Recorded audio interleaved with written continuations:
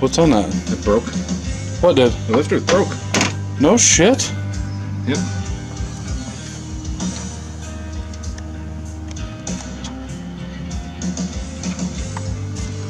This just broke. What?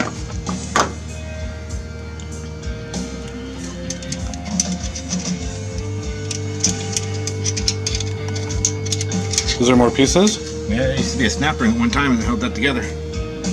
So if it floated, it could break it out. Busted it right out of there, yeah. So I'm willing to bet we got a broken lifter here too. What's up, guys? Boosted Scat Pack here. If you watched our last video, you already know that we broke the car. Now, if you haven't seen the last video, we'll do a little recap. And actually, why haven't you seen the last video? Why haven't you watched all my videos? That's the question. Now, if you haven't seen our last video, we'll just assume you're brand new to the channel and haven't seen any of our videos. So go ahead and subscribe so you can watch all the videos after you watch this one. Thank you very much. So what happened is we drove down to Woodburn, Oregon. It was about a 6-hour trip to the Woodburn drag strip.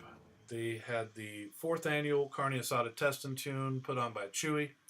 He is a local here. He puts on the Midwest Shootout, the West Coast Shootout, DTP Race Wars, several other events. He's a great planner, organizer, and puts on a hell of an event. This event, 40 car limit, free food. It was just a great time. Even though we broke, we still had a good time watching all the high-power cars. I'll tell you, most of the cars out here were big dollar, high-power, really fast cars and really fun to watch. So at any rate, the elevation down there in Woodburn is, I think, 177, 178 feet. I can't remember exactly, but lower than we've ever been. I don't think we've ever run in anything under 2,800, 3,000 DA. Down here, I'm pretty sure we were going to have negative DA that day. So for us to break a record would have been an easy feat if we could have, if the car would have held together. What I was really hoping for was to get some 9-second time slips, but obviously that didn't happen. Somewhere on our first run, somewhere towards the end of the run, we lost cylinder number 5. So we pulled it back to the pits, tore it apart, found some bent push rods. We had the parts to fix it all if that would have been the only thing that was wrong. But unfortunately, we found a little bit more was going on than we had hoped, so the car had to go back on the trailer. So, like I said, cylinder number 5 was gone. We didn't know if we had melted a piston, if maybe the valve slapped a piston. We just had no ideas without tearing it apart. So that's what we did. Drove back home that night. The next day, we tore the heads off the car. And what we found was one lifter that was broken. It was missing a snap ring retainer, and if you were to tip it upside down, the cap would fall off. But that wasn't the cylinder that was had no compression.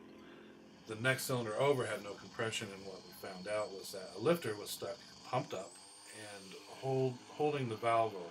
So where we're at now, we're going to have to upgrade all the valve train components. I'm sure there's only a couple broken lifters, but we're going to replace all of them. New valve springs, probably Manley or PSI. Hardened push rods, we have a couple places we can get those. Smith Brothers, Manton. And then the biggest decision is trying to decide whether or not we're going to keep this camshaft. A fairly mild camshaft. It's the Hellcat camshaft. It doesn't make as much power supposedly as the custom grinds, and I buy that story. But what I like about the cam is the torque curve. It goes up around 2,000 and just stays flat all the way through the end of the RPM band. And if you've seen my previous videos, you see that this car pulls like a freight train. And the reason is that torque band is just on the entire time. It's always in high peak torque numbers. So what I don't want to get is a cam that's crummy down below, has a high peak number that's, 50 more foot-pounds of torque than what I have, and then dumps back down. I don't want that peak number. What I want is a good flat torque curve. So I'm going to look at dyno sheets, and if I can find a custom grind cam that someone has used that has a good steady torque curve, I might upgrade and get a custom grind. If not, I'm going to stick with what I know works, and maybe not as much power as something else, but I'm not willing to just throw this cam out for no good reason, because obviously it works. So if you have any experience with this, post down in the comment section below. I'm open to input. While I'm doing my research, any input would be greatly appreciated. And that's basically it. We're strengthening up the top end to match the strength that it's got on the bottom end, and we'll be back up and running real soon, and hopefully not have any of these valve train issues ever again. Thank you guys for watching. If you liked this video, please hit the like button. If you want to see more, go ahead and hit the subscribe button. We'll be posting a lot more content over the winter. We've got lots of plans for this car, and we might even be going down to California in December to try and get this record finally in the bag this season before we put on the new blower and go for bigger and better things. So once again, thank you for watching. If you want to check out our new shirts that we have, go to boostedscatpack.com. The link will be down in the description. And I appreciate all your support, and we'll see you on the next video.